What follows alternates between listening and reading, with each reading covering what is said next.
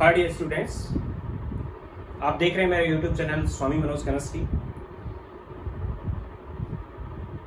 Class 12 के coordination chemistry में crystal field theory का थर्ड लेक्चर आज है, जिसमें क्रिस्टल फील्ड थ्योरी के अंदर स्प्लिटिंग मैंने बता दी, स्पेक्ट्रोकेमिकल सीरीज मैंने बता दी, इलेक्ट्रॉन्स की फीलिंग किस टाइप से होती है ये मैं बता चुका हूँ आपको। स्ट्रॉन्ग फील्ड लिगेंड की प्रेजेंस में कैसे होती है, वीक फील्ड लिगेंड की प्रेजेंस में कैसे होती है। इसके पहले मैंने ये भी आपको बताया, जितनी ज़्यादा स्प्लिटिंग होगी यानी स्ट्रॉन्ग फील्ड लिगेंड ज़्यादा स्प्लिट कर पाएगा, जितना ज़्यादा स्प्लिट करेगा उतना ही स्टेबल कॉम्प्लेक्स भी बनेगा अकॉर्डिंग टू CFT। आज हम बात करते हैं कि CFT ने कॉम्प्लेक्सेस की कलर को किस टाइप से एक्सप्लेन किया। अगर ट्रांसेंड मेटल्स की हम बात करते हैं तो ट्रांसेंड मेटल D ब्लॉक के एलिमेंट्स होते हैं, जो सेंट्रल मेटल एटम होता है CFT के अकॉर्डिंग, उसमें DD ट्रांजिशन की पॉसिबिलिटी बनती है इलेक्ट्रॉन्स की, जिसकी वजह से वो कलर्ड होते हैं। यानी कलर को valence bond theory VBT explain नहीं कर पाई कॉम्प्लेक्स कलर्ड क्यों होते हैं, लेकिन CFT उसको अच्छी तरह से एक्सप्लेन करती है। CFT के अकॉर्डिंग अगर किसी कॉम्प्लेक्स या किसी कंपाउंड के ऊपर जो कि क्रिस्टल है उसके ऊपर अगर व्हाइट लाइट डाली जाए, white light is mixture of 7 colours, 7 colours का मिक्सचर है, जो विजिबल रीजन की लाइट है, जो 400 नैनोमीटर से 700 नैनोमीटर के बीच होती है, मींस 4000 एंगस्ट्रॉम टू 7000 एंगस्ट्रॉम की बीच की होती है। अगर इस लाइट को हम किसी क्रिस्टल पे बॉम्बार्ड करते हैं और वो क्रिस्टल कंप्लीटली उस लाइट को एब्जॉर्ब करता है, अगर वो एब्जॉर्ब करता है तो क्रिस्टल विल बी ब्लैक, तो ब्लैक कलर का होगा क्रिस्टल, क्योंकि कंप्लीटली उसको एब्जॉर्ब करता है। और अगर कंप्लीटली वो रिफ्लेक्ट या ट्रांसमिटेड कर देता है तो उस कंडीशन में क्रिस्टल विल बी व्हाइट, उस टाइम वो व्हाइट होगा। लेकिन अगर कुछ पार्ट को एब्जॉर्ब करता है और उसको रिफ्लेक्ट करता है तो क्रिस्टल विल बी कलर्ड, उस टाइम क्रिस्टल कलर्ड होगा। और जो एब्जॉर्ब पार्ट है उसका कॉम्प्लीमेंट्री पार्ट वो कलर के फॉर्म में ट्रांसमिटेड करेगा, और ट्रांसमिटेड जो कलर है वो हमें दिखाई देगा, एब्जॉर्ब कलर हमें दिखाई नहीं देगा। यानी उसको दो पार्ट में वो डिवाइड कर रहा है क्रिस्टल, एक पार्ट को एब्जॉर्ब कर रहा है, एक पार्ट को रिफ्लेक्ट कर रहा है। जो रिफ्लेक्ट पार्ट है या ट्रांसमिटेड लाइट है वो हमें दिखाई देगी, और जो एब्जॉर्ब पार्ट है उसका वो कॉम्प्लीमेंट्री कलर होगा। तो CFT इसको एक्सप्लेन करती है इस टाइप से। आज हम बात कर रहे हैं कलर ऑफ कॉम्प्लेक्सेस की।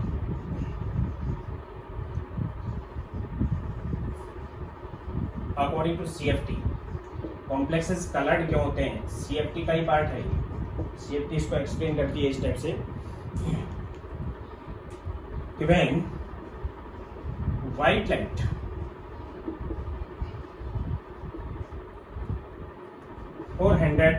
नैनोमीटर टू 700 नैनोमीटर एप्रोक्स विजिबल लाइट की बात करते हैं,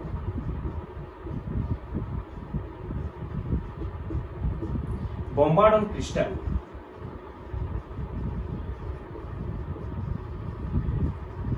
or complex, then number first, if light completely absorbed,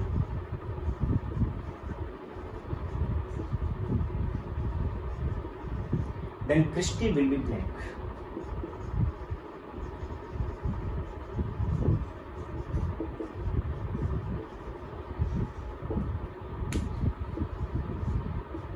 If light completely reflect or transmitted,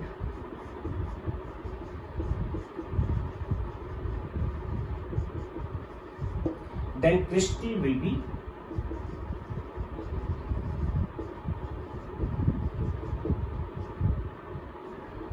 white. And if some part of light is absorbed and some is reflected,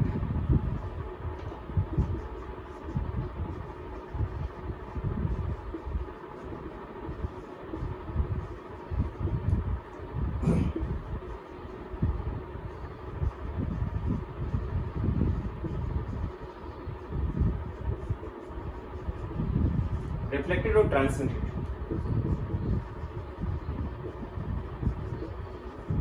then crystal will be colored.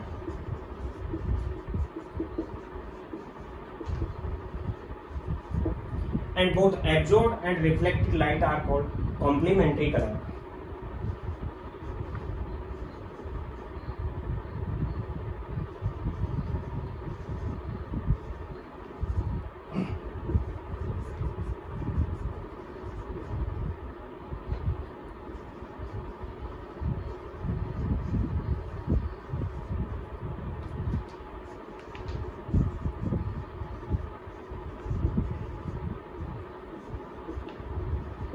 Means जो absorb light का colour होता है वो हमें दिखाई नहीं देगा, जो ट्रांसमिटेड लाइट है वो हमें दिखाई देगी। ट्रांसमिटेड लाइट एब्जॉर्ब लाइट का कॉम्प्लीमेंट्री कलर होता है। अगर ट्रांसमिटेड जो लाइट है वो एब्जॉर्ब कर ली जाती है तो उसकी जो एब्जॉर्ब लाइट होगी वो रिफ्लेक्ट होगी। यानी कंडीशन ये रहेगी दोनों एक दूसरे की कॉम्प्लीमेंट्री कलर होंगे और एक कलर एब्जॉर्ब कर लिया जाएगा, दूसरा कलर हमें दिखाई देगा। मीन्स हम जनरली ट्रांसमिटेड लाइट को कलर नाम देंगे कि क्रिस्टल हमें किस कलर का दिखाई दे रहा है, जो एब्जॉर्ब लाइट है वो हमें दिखाई नहीं देगी। ट्रांसमिटेड जो लाइट है वो हमें दिखाई दे रही है which is complementary in colour. अगर हम व्हाइट लाइट यूज कर रहे हैं, विजिबल लाइट, अगर हम सनलाइट यूज कर रहे हैं किसी क्रिस्टल पे तो भी ऐसा ही होगा। अगर व्हाइट लाइट को सनलाइट में भी कई रीजन बने हुए हैं, कॉस्मिक रेज है, एक्स रेज है, गामा रेज है, अल्ट्रावायलेट है, विजिबल है, इंफ्रारेड है। तो मैं यूवी, विजिबल और आईआर की बात कर रहा हूँ। अल्ट्रावायलेट, विजिबल और आईआर उसमें प्रेजेंट है। अगर अल्ट्रावायलेट रीजन से या फिर आईआर रीजन से एब्जॉर्ब होता है या एमिशन होता है, ट्रांसमिशन होता है, तो भी हमें क्रिस्टल कलरलेस दिखाई देगा। अगर कंप्लीटली जो विजिबल रीजन है वो एब्जॉर्ब हो जाता है तो हमें ब्लैक दिखाई देगा, और अगर वो रिफ्लेक्ट हो जाता है तो हमें व्हाइट दिखाई देगा। अगर उसमें से कुछ पार्ट एब्जॉर्ब होता है, कुछ रिफ्लेक्ट होता है, तो हमें क्रिस्टल कलर दिखाई देता है। इस फोर्थ नंबर पे मैं लिख देता हूँ कि अगर सनलाइट एब्जॉर्ब होती है यूवी रीजन से या फिर आईआर रीजन से या फिर रिफ्लेक्ट होती है तो भी क्रिस्टल कलरलेस होगा। फोर्थ, इफ सनलाइट एब्जॉर्ब और transmitted in ultraviolet region less than 400 nanometer or IR region greater than 700 nanometer, then crystal will be colorless.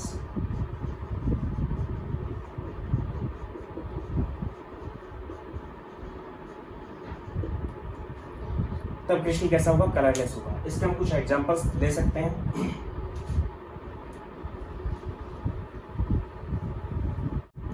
For example, copper sulphate 5H2O which is complex compound CuH2O4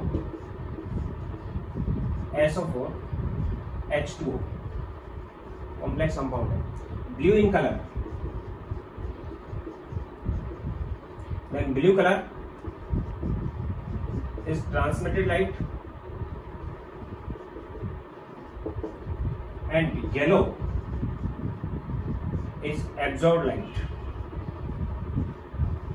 and both have complementary color. दोनों एक दूसरे क्या है? Complementary. यानी कोई crystal अगर blue light को absorb करता है तो हमें येलो दिखाई देगा, कोई येलो लाइट को एब्जॉर्ब कर लेता है तो हमें ब्लू दिखाई देगा। सेकेंड, फॉर एग्जाम्पल, CuNH3+2 ये हमें कैसा दिखाई देता है? ये कॉम्प्लेक्स कंपाउंड है, नाम इसका ले ही सकते हो, इसका भी नाम लिख सकते हो आप, इसका नोमेनक्लेचर भी कर सकते हो। इट इज टेट्राएमीन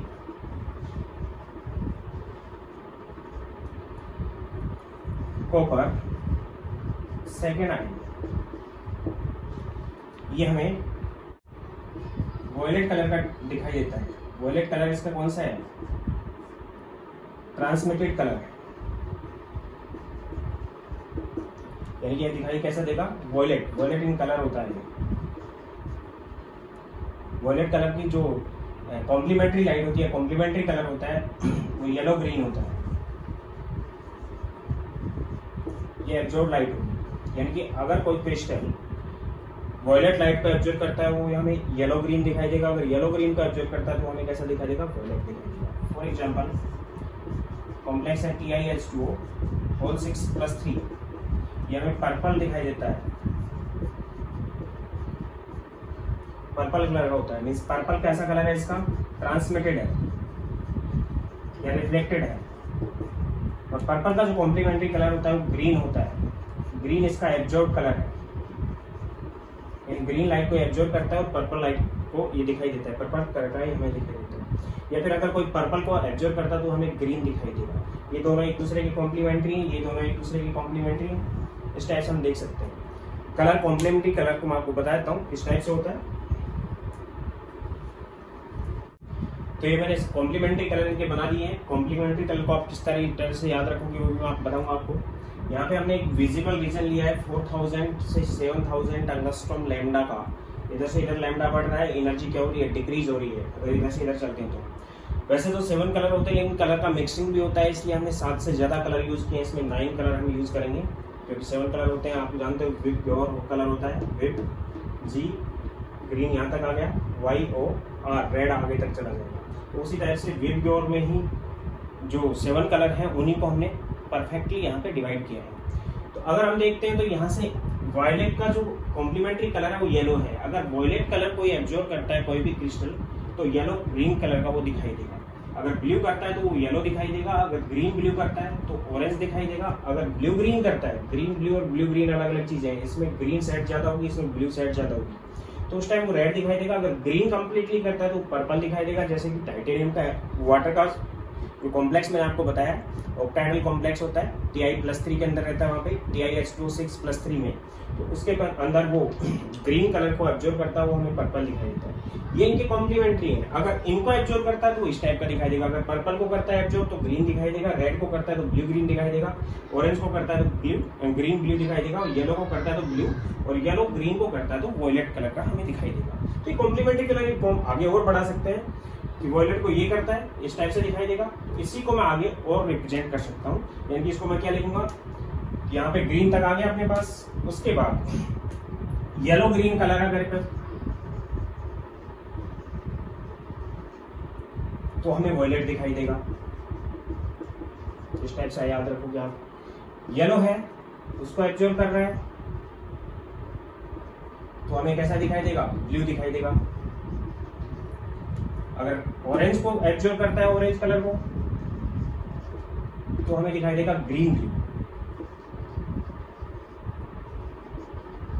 और अगर वो रेड कलर को एब्जॉर्ब करता है तो जो ट्रांसमिटेड कलर होगा वो कैसा होगा, ब्लू ग्रीन।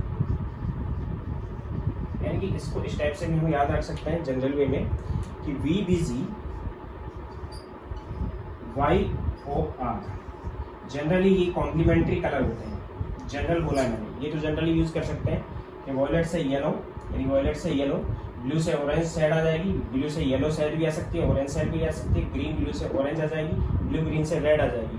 तो उस टाइप से हम इसको देख सकते हैं, ये इसका कॉम्प्लीमेंट्री है, ये इसका कॉम्प्लीमेंट्री है, और ये इसका कॉम्प्लीमेंट्री कलर है। जनरल वे में इसको याद रखने के लिए आप इस टाइप से कर सकते हो कि VBG YO एंड R। ध्यान देना, अगर कंप्लीटली वायलेट कलर है तो येलो ग्रीन दिखाई देगा, येलो ग्रीन यहाँ पे आ रहा है इन दोनों के बीच में, तो वायलेट कलर का कॉम्प्लीमेंट्री होगा येलो ग्रीन, दिस इन दोनों के बीच में।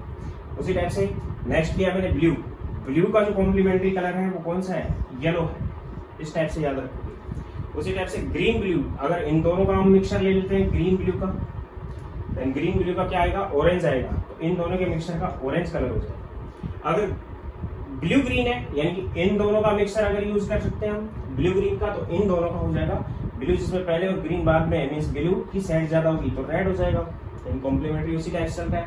और अगर ग्रीन है तो कैसा हो जाएगा, पर्पल, इन दोनों के बीच का कलर जो होगा वो पर्पल होगा, यानी वायलेट और रेड कलर का मिक्सचर है पर्पल। ये इसका कॉम्प्लीमेंट्री हो गया, ये इसका, ही 4 आपको याद रखनी है, बाद में आप बना लोगे। यानी कि कॉम्प्लेक्स जो कलर एब्जॉर्ब करता है और जो ट्रांसमिटेड कलर होता है उससे बिल्कुल ऑपोजिट होता है, दोनों आपस में कॉम्प्लीमेंट्री होते हैं। जिस टाइप का कलर एब्जॉर्ब होता है उससे जस्ट ट्रांसमिटेड कलर हमें दिखाई देता है। ये जनरल वे हो गया। अब इसका एक एग्जांपल लेते हैं हम। इसके साथ साथ मैं आपको ये भी बता चुका हूँ, अगर यूवी रीजन से या फिर IR रीजन से एब्जॉर्ब होता है या फिर एमिटेड होता है, ट्रांसमिटेड लाइट होती है, तो हमें कलरलेस दिखाई देगा। फॉर एग्जाम्पल एनहाइड्रस जो कॉपर सल्फेट होता है, एक कलरलेस होता है। It is due to it absorb light from IR region। ये IR रीजन से लाइट को एब्जॉर्ब करता है, इसलिए कलरलेस है। इसी टाइप से कॉपर का साइनाइड, ऐसे कॉपर का जो साइनाइड कॉम्प्लेक्स है CuN4 -2, ये भी कलरलेस होता है क्योंकि ये एब्जॉर्ब करता है लाइट को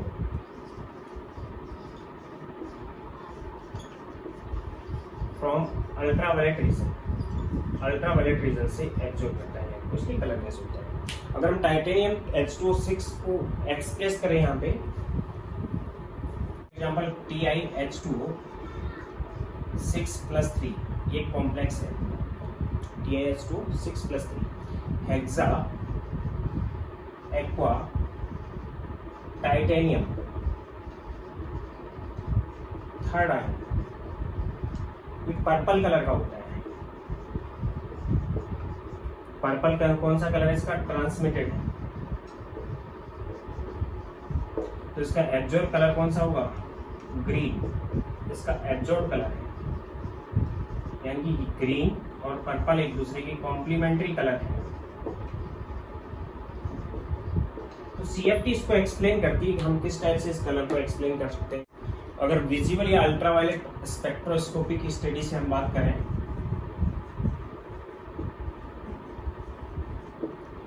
इस स्पेक्ट्रोस्कोपी से हम कॉम्प्लेक्सेस के कलर को की एब्जॉर्प्शन कौन से उस पे आ रही है, किस लैम्डा पे आ रही है, या उसका वेव नंबर क्या है, और उससे हम उसके डेल्टा O या डेल्टा T या फिर CFSE की कैलकुलेशन कर सकते हैं। CFSE is crystal field stabilising energy.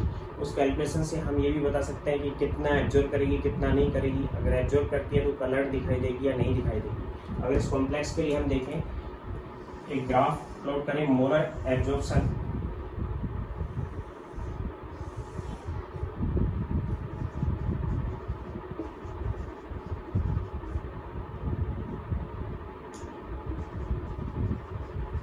Molar absorbance, यहाँ पे मैं लैम्डा यूज कर रहा हूँ और यहाँ पे वेव नंबर यूज कर रहा हूँ इन सेंटीमीटर इनवर्स। तो इसके लिए ग्राफ इस टाइप का आता है। ये पीक आती है जो एग्जैक्टली 5000 एंगस्ट्रॉम पे आती है। यहाँ पे जो वैल्यू होती है वो 4000 एंगस्ट्रॉम होती है। यहाँ पे वैल्यू आ जाती है वो लगभग 3000 एंगस्ट्रॉम होती है। यहाँ पे जो वैल्यू है वो 30,000 सेंटीमीटर इनवर्स है। It is 27,000 centimetre inverse, 20,300 centimetre inverse, 18,000 centimetre inverse. ये कम होता जा रहा है। तो यहाँ पे ये जो पीक आती है, तेजी से पीक आ रही है, ये तो कौन से रीजन से आ रही है? 27,000 से 30,000 के बीच में अल्ट्रावायलेट रीजन आ जाता है। अल्ट्रावायलेट रीजन या 27 से 30 के बीच में। तो ये तो यूवी से आ रही है पीक, तो ये तो हमें कलरलेस दिखाई देगा यहाँ पे। तो लेकिन एक पीक विजिबल रीजन में भी आती है जो 5000 एंगस्ट्रॉम पे आती है और 20,300 सेंटीमीटर इनवर्स न्यू बार से आती है। ये वेव नंबर है न्यू बार, इस पे आती है। इससे हमें ये कलर दिखाई दे रहा है, यानी कि इस पीक पे ये लाइट को एब्जॉर्ब कर रहा है या फिर एमिटेड कर रहा है इसी लाइट को।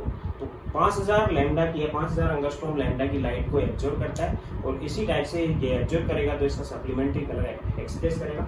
एब्जॉर्ब हुआ जो 5000 एंगस्ट्रॉम लाइट है वो ग्रीन होती है। अभी मैंने आपको बता दिया 5000 से 5600 के बीच में ग्रीन लाइट होती है। तो 5000 और 5600 के बीच में जो ग्रीन लाइट है उसको हम बता सकते हैं कि उस कंडीशन में ग्रीन को एब्जॉर्ब करता है तो हमें कैसा दिखाई देगा? पर्पल दिखाई देगा। इस टाइप से जो ग्राफ आता है, इस ग्राफ से हम इसके CFSE को भी कैलकुलेट कर सकते हैं। यानी कि अगर इस एनर्जी को हम मेजर करें, न्यू बार आपके पास है 20,300 सेंटीमीटर इनवर्स। अगर इसको हम किलोजूल में कन्वर्ट करें तो किलोजूल का इसके साथ रिलेशन है कि 1 kilojoule per mole which is equal to 83.7 centimetre inverse. Then इसमें कितनी एनर्जी आ गई? Energy which is equal to 20,300 upon 83.7 which is 243 kilojoule per mole. और 243 किलोजूल पर मोल इसकी CFSE से रिलेटेड होती है, क्रिस्टल फील्ड स्टेबलाइजिंग एनर्जी।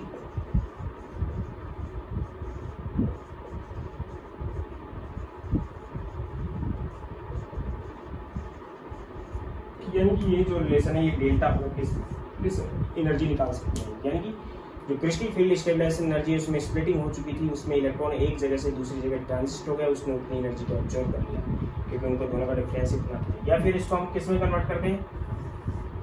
इसको हम किलो कैलोरी में कन्वर्ट करें तो इसको हम मल्टीप्लाई करते हैं 2.85 × 10⁻³ से। इससे मल्टीप्लाई करेंगे तो ये अप्रोक्सीमेटली 57 किलो कैलोरी भी आ जाएगा। और 57 किलो कैलोरी पर मोल है ये, या फिर 243 किलोजूल पर मोल है। दोनों में रिलेशन जानते हो, किलो कैलोरी और किलोजूल के अंदर 4.18 से इसको मल्टीप्लाई करके हम किलोजूल में कन्वर्ट कर सकते हैं। तो यहाँ से एक चीज़ आई कि अगर टाइटेनियम के इस एक्वस कंपाउंड को हम लाइट में रखते हैं तो अल्ट्रावायलेट रीजन से तो एब्जॉर्ब करती है, लेकिन ये विजिबल रीजन से भी करती है। अल्ट्रावायलेट से तो ये कलरलेस दिखाई देगी, वहाँ से तो कोई पीक नहीं आ रही, पीक भी आ रही है तो हमें उस कलर को हम एक्सप्रेस नहीं कर सकते। केवल विजिबल से ये 5000 एंगस्ट्रॉम लैम्डा को ऑब्जर्व करती है। उसके बाद डिजाइन किया गया डीडी ट्रांसन। तो डीडी ट्रांसन के बेस पे हम इसको एक्सप्लेन करते हैं कि कलर क्या हुआ कॉम्प्लेक्स का। On the basis of DD ट्रांसन, titanium का ये कॉम्प्लेक्स था TiS2O6 +3।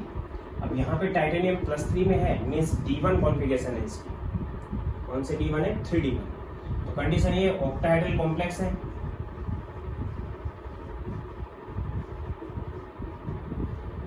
इसके अंदर स्प्लिटिंग इस टाइप से हो चुकी होगी ऑर्बिटल्स की।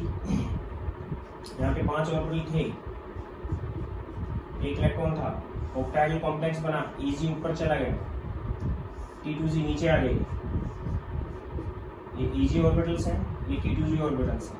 इन दोनों के बीच का जो गैप होगा वो डेल्टा O होगा, क्योंकि ऑक्टाहेड्रल कॉम्प्लेक्स है।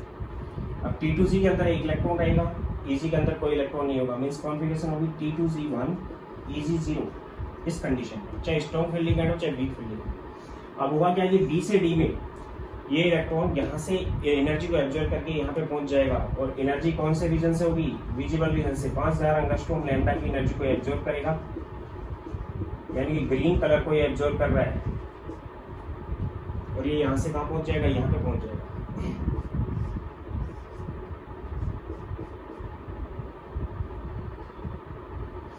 अब कंडीशन इसकी ये रहेगी कि T2Z तो 0 हो जाएगा और Eg में 1 इलेक्ट्रॉन होगा। T2Z 0 एंड Eg1 एक्साइट हो गया इलेक्ट्रॉन।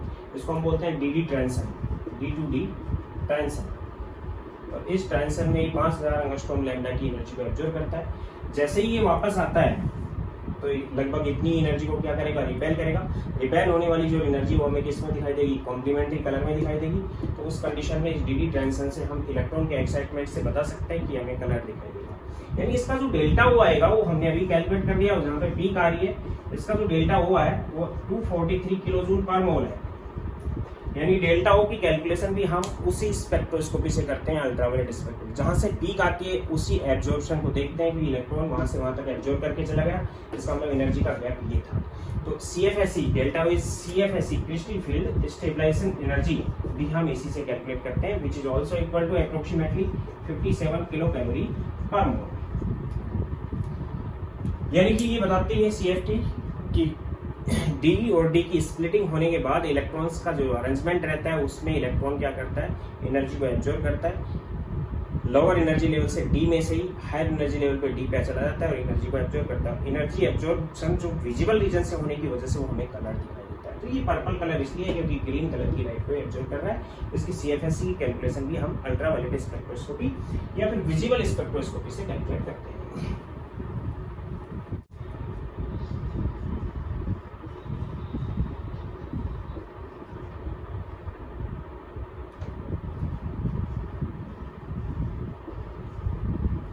Number first DD ट्रांसन। एक तो DD ट्रांसन पे बता सकता है, एक्सप्लेन किया है। दूसरा होता है कि चार्ज ट्रांसफर स्पेक्ट्रा।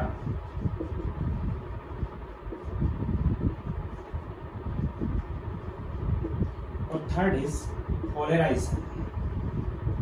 3 चीजों से हम बता सकते हैं किसी कॉम्प्लेक्स का कलर। DD ट्रांसन में आपको बता चुका हूँ। इसके अंदर मैं आपको ये भी बता रहा हूँ कि डिपेंड करता है कि कलर लिगैंड कौन सा है, लिगैंड के नेचर पे भी डिपेंड करता है। जैसे ऑक्टाहेड्रल कॉम्प्लेक्स बन गया, वाटर के लिगैंड के कॉम्प्लेक्स में डेल्टा O की वैल्यू ये थी, अगर साइनाइड होता तो वैल्यू बढ़ जाती, अगर फ्लोराइड होता तो वैल्यू घट जाती। तो उस कंडीशन में जो लैम्डा आता वो अलग अलग आता और कलर भी अलग अलग एक्सप्रेस होता है। फॉर एग्जाम्पल DD ट्रांसन में ही है, चार्ज ट्रांसफर स्पेक्ट्रा का भी बात करेंगे हम। सपोज करो कि हमने NiCl3 यूज किया और इसको वाटर में डिसोल्व कर दिया, तो इसके साथ जो कॉम्प्लेक्स वाटर के साथ ये बनाएगा, then it convert into NiH2O6 and Cl3, ये कॉम्प्लेक्स बन गया। उसके बाद NiH2O6 Cl3 को ही 1:1 में हम इथाइलिन डायमीन, इथेन 1 डायमीन से 1:1 में ट्रीट करवाते हैं, तो कॉम्प्लेक्स इससे बन जाता है NiH2O4 Cl3 plus 2H2O, 2 water के मॉलिक्यूल इसमें बाहर निकल जाते हैं। अगर इसी को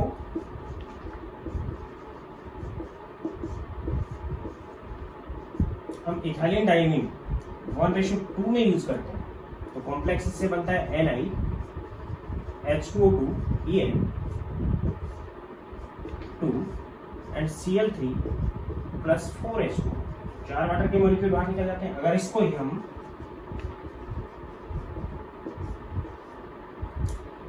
Cl3 plus 3N ethylene diamine 1:3 में यूज कर लेते हैं, तो इससे जो कॉम्प्लेक्स बनता है वो बनता है NiEN thrice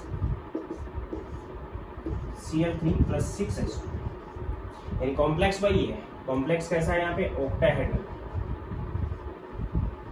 हमने क्या कर दिया? लिगेंड चेंज कर दिया। यहाँ पे लिगेंड कौन थे? 6 वाटर थे, यहाँ पे 4 वाटर रह गए, इथाइलिन डायमीन रह गए, यहाँ पे 2 वाटर रह गए, 2 इथाइलिन डायमीन हो गए, यहाँ पे तीनों इथाइलिन डायमीन हो गए। यानी कि हम कॉम्प्लेक्स को ऑक्टाहेड्रल रखते हुए केवल लिगेंड को चेंज कर रहे हैं। अगर लिगेंड को चेंज किया तो CFSC चेंज होगी। अब यहाँ से क्या किया? वाटर एक वीक फील्ड लिगेंड है, इथाइलिन डायमीन चिलेट लिगेंड है, इसका मतलब स्ट्रॉन्ग फील्ड लिगेंड है, क्योंकि इसमें नाइट्रोजन डोनर एटम होते हैं। तो जैसे जैसे हम नाइट्रोजन डोनर एटम बढ़ाते जा रहे हैं, वैसे वैसे स्ट्रॉन्ग फील्ड लिगेंड बढ़ते जा रहे हैं। तो जो CFSC थी वो वाटर के केस में सपोज करो ये थी, तो जैसे जैसे हमने लिगेंड बढ़ा दिया CFSC बढ़ती चली। अब CFSC बढ़ गई तो डेल्टा O बढ़ा, तो DD ट्रांजिशन से जब इलेक्ट्रॉन ट्रांजिस्ट होगा तो उसको एनर्जी ज्यादा चाहिए। अब एनर्जी ज्यादा चाहिए तो उसका कलर ब्लू की तरफ शिफ्ट हो जाएगा, वॉयलेट की तरफ शिफ्ट हो जाएगा, क्योंकि ज्यादा एनर्जेटिक कलर होते हैं ब्लू एंड वॉयलेट। तो कलर का ट्रांजिशन लिगेंड चेंज करके भी हम कर सकते हैं कि कलर किस टाइप से चेंज होगा। अगर स्ट्रॉन्ग फील्ड लिगेंड हम बढ़ाते चले जा रहे हैं तो कलर जो आएगा वो ब्लू की तरफ शिफ्ट होता चला जाएगा, which is called blue shifting. और अगर वीक फील्ड लिगेंड हम बढ़ाते चले जा रहे हैं तो कलर की जो शिफ्टिंग आएगी वो रेड की तरफ शिफ्ट हो जाएगी, क्योंकि CFSC कम होती चली जाएगी। तो उस कंडीशन को हम बोलते हैं रेड शिफ्ट। यानी कि लिगेंड को चेंज करके हम ब्लू शिफ्ट कर सकते हैं या फिर रेड शिफ्ट कर सकते हैं। तो इसके कलर को मैं बता देता हूँ। इसका जब ये कॉम्प्लेक्स बनता है तो ये ग्रीन कलर का होता है, विद जो ये रीजन है।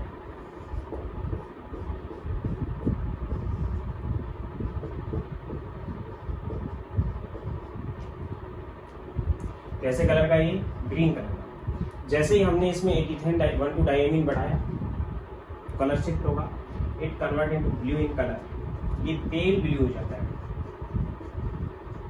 यानी कि लाइट ब्लू। जैसे ही इथाइलिन डायमीन और बढ़ा दिया हमने इसमें, तो उस कंडीशन में ये इंडिगो टाइप हो जाएगा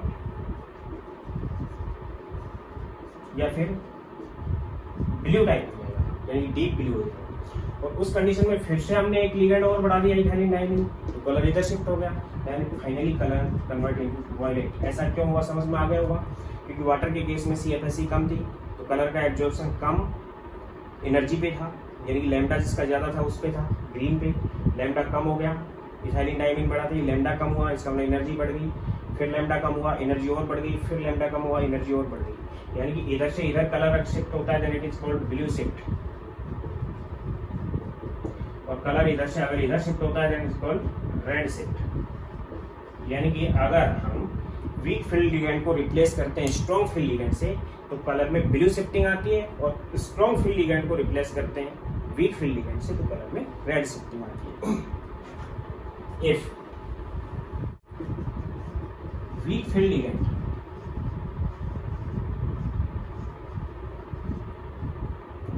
replaced by strong field ligand,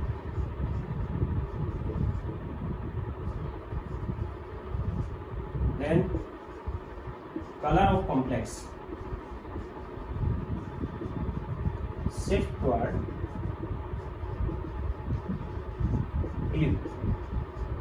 blue की तरफ शिफ्ट होता है, then it is called blue shift.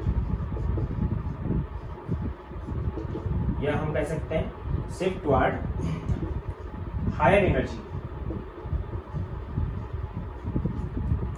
and if strong field ligand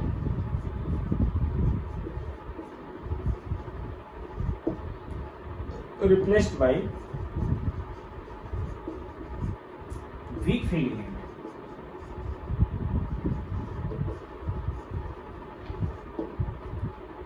then color of complex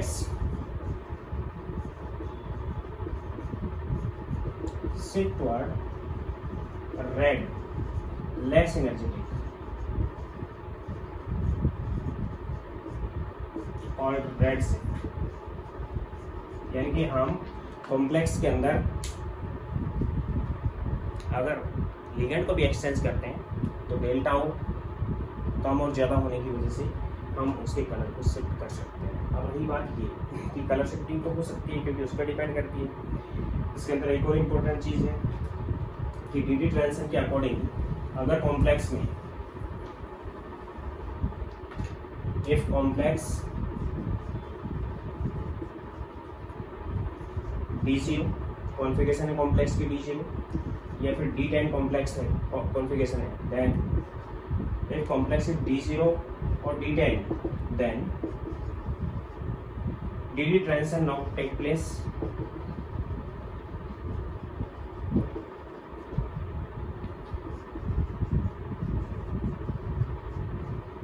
and complex will be colorless.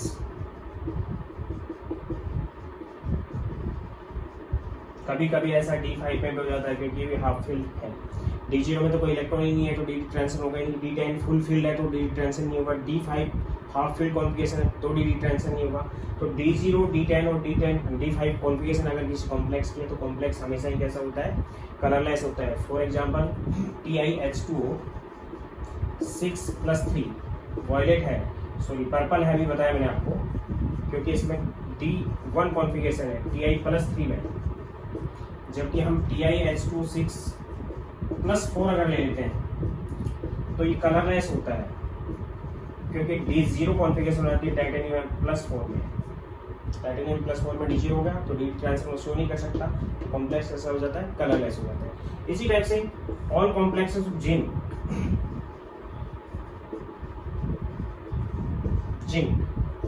In Zn+2 हमेशा ही Zn+2 में होता है कॉम्प्लेक्स जिंक के, और Zn+2 D10 होती है, कॉन्फ़िगरेशन कैसी होती है D10। डी ट्रांजिशन यहाँ पे पॉसिबल नहीं है, एंड ऑलवेज कलरलेस, हमेशा ही कलरलेस होते हैं, या फिर वाइट हम इसको बोल सकते हैं। वाइट कोई कलर नहीं है, कलर उसको बोलते हैं जैसे कोई भी सब्सटेंस कलर जब होगा जब उसको वाटर में डिजोल्व करने के बाद वाटर कलर्ड हो जाएगा। NaCl है वो कलरलेस है जबकि दिखता वो वाइट है। कलरलेस क्यों है, क्योंकि उसको वाटर में डिजोल्व करने के बाद वाटर कलरलेस ही रहता है, इसलिए वो कलरलेस हो गया। KMnO4 है वो पर्पल कलर का होता है क्योंकि वाटर में डिजोल्व करने के बाद वाटर पर्पल हो जाता है, इसलिए वो तो वाइट कोई कलर नहीं होता। वाइट को हम किस कैटेगरी में हैं, कलरलेस में। जिंक +2 में हमेशा ही जो कॉम्प्लेक्स बनेगा वो कलरलेस होगा, इसी टाइप से कैडमियम +2 में बनाता है, और मरकरी का जो +2 होता है वो ब्लैक हो जाता है या फिर वाइट हो सकते हैं, यानी कलरलेस ही रहेंगे। ये डी ट्रांजिशन। दूसरी बात कर रहा हूँ मैं चार्ज ट्रांसफर स्पेक्ट्रम की।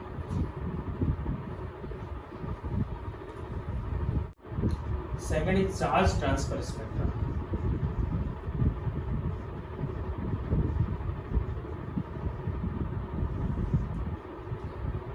जो कॉम्प्लेक्स D0, D5 या D10 कॉन्फ़िगरेशन रखते हुए भी कलर्ड होते हैं तो उनके कलर को हम डी ट्रांजिशन से एक्सप्लेन नहीं कर सकते।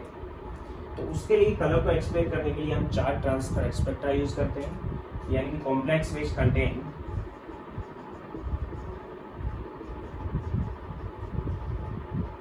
D0, D5 और D10 configuration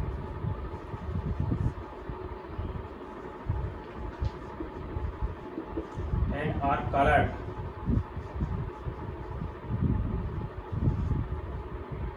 then color of complex is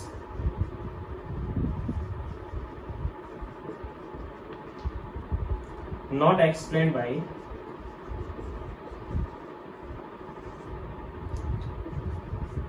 DD transition.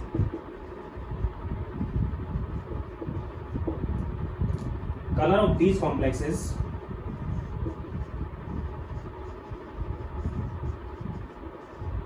explained by charge transfer spectra।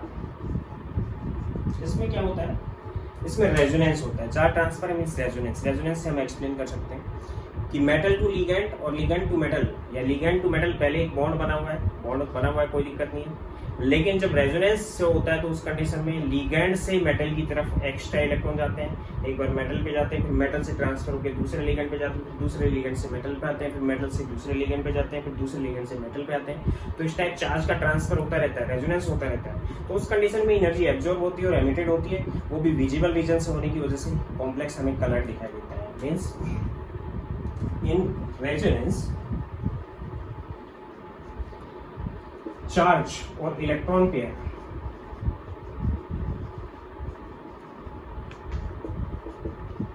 transfer from ligand to metal and metal to ligand।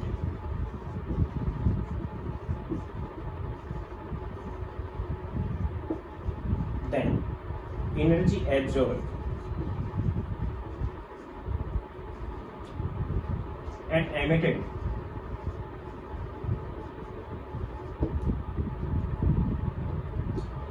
take place in visible region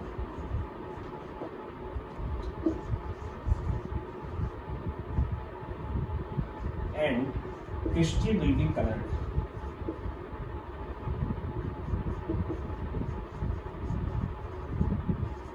crystal यहाँ पे कैसा हो जाएगा, coloured हो जाएगा, coloured दिखाई दे रहा है, कॉल्ड चार्ज ट्रांसफर। और यहाँ पे एक चीज मैं आपको अभी बता देता हूँ कि डीडी ट्रांजिशन से जो कलर एक्सप्रेस होता है और जो चार्ज ट्रांसफर से कलर एक्सप्रेस होता है, उसमें चार्ज ट्रांसफर से जो कलर एक्सप्रेस होता है उसकी इंटेंसिटी ज्यादा होती है। मीन्स चार्ज ट्रांसफर से कलर जो आता है वो ज्यादा इंटेंस होता है। ज्यादा इंटेंस का मतलब बहुत ज्यादा गाढ़ा होता है, डार्क होता है, जबकि डीडी ट्रांजिशन से डार्क कलर नहीं आती। Means intensity of colour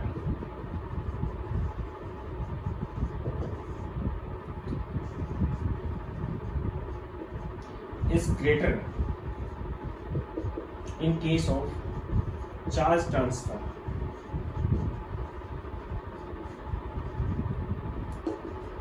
than DD transition। DD transition से ज्यादा इंटेंसिटी होती है कलर की। For example MnO4 purple colour का होता है, K2Cr2O7 ऑरेंज कलर का होता है,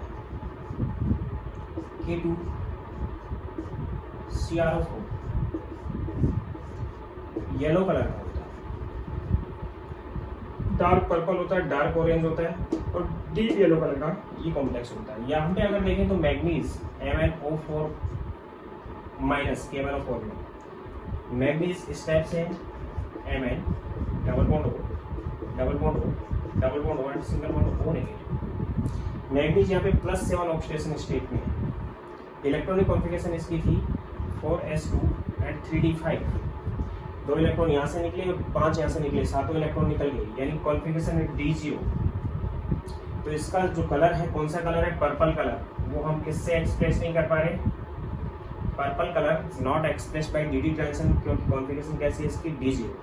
तो इसका पर्पल कलर हम यहाँ पे देख सकते हैं कि एक बार ऑप्शन के पास नेगेटिव है, रेजोनेंस शो करेगा, 4 रेजोनेटिंग स्ट्रक्चर बनाएगा, एक बार यहाँ नेगेटिव है, एक बार यहाँ आएगा, एक बार यहाँ आएगा, एक बार यहाँ आएगा। ये अपना लोन पेयर यहाँ देगा मेटल को, मेटल नेगेटिवली चार्ज हो जाएगा उस कंडीशन में। मेटल अपने क्या करेगा, लोन पेयर को यहाँ डबल बॉन्ड बन जाएगा, तुरंत इसको डोनेट करेगा, इसको डोनेट करते इस पे नेगेटिव चार्ज आएगा, फिर यहाँ से यहाँ आएगा, फिर यहाँ से यहाँ जाएगा, फिर यहाँ से यहाँ आएगा, यहाँ से यहाँ जाएगा, 4 रेजोनेटिंग स्ट्रक्चर बनेगी।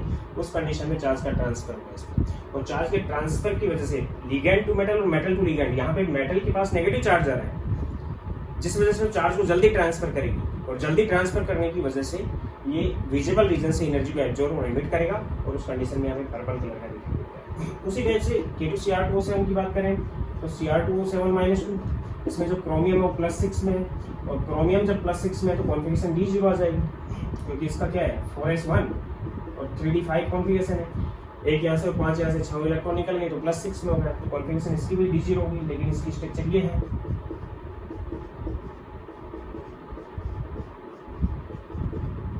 sp3 हाइब्रिड होते हैं ये, इसकी 4 रेजोनेटिव स्ट्रक्चर बनेंगी, इसकी 9 रेजोनेटिव स्ट्रक्चर बनती है। ये भी कैसा है d0 में है और ये भी d0 में है।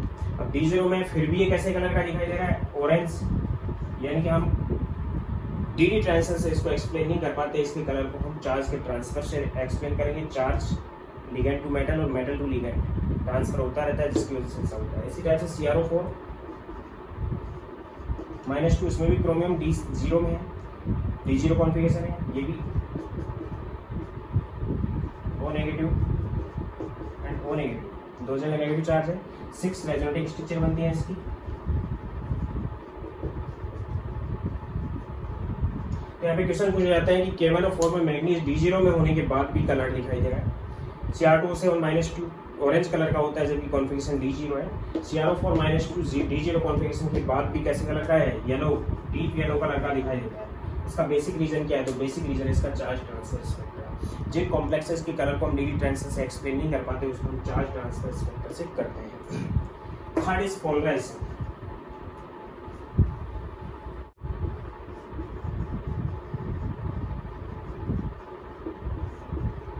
अगर किसी मेटल और लिगेंड के बीच में जो बॉन्ड बना हुआ है उसके अंदर पोलराइजेशन प्रेजेंट है, पोलराइजेशन प्रेजेंट का मतलब कोवलेंट कैरेक्टर है, और कोवलेंट कैरेक्टर 80% या उससे ज़्यादा है तो हमें कलर दिखाई देता है।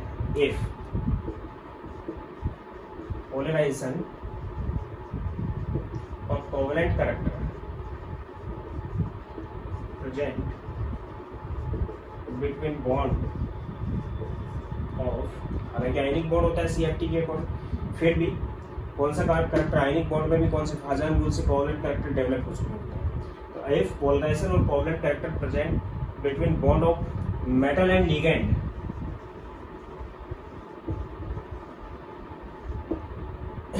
Covalent character CC greater than 80%, यानी 80% से अगर ज्यादा है उसके अंदर कोवलेंट कैरेक्टर, तो उस कंडीशन में क्रिस्टल विल बी कलर। उस कंडीशन में क्रिस्टल कैसा होगा, कलर्ड होगा। फॉर एग्जांपल AgF है, क्रिस्टल है, AgCl है, AgBr है, AgI है। जितना ज्यादा कोवलेंट कैरेक्टर होगा उतनी कलर की इंटेंसिटी ज्यादा होगी। Then covalent character increase,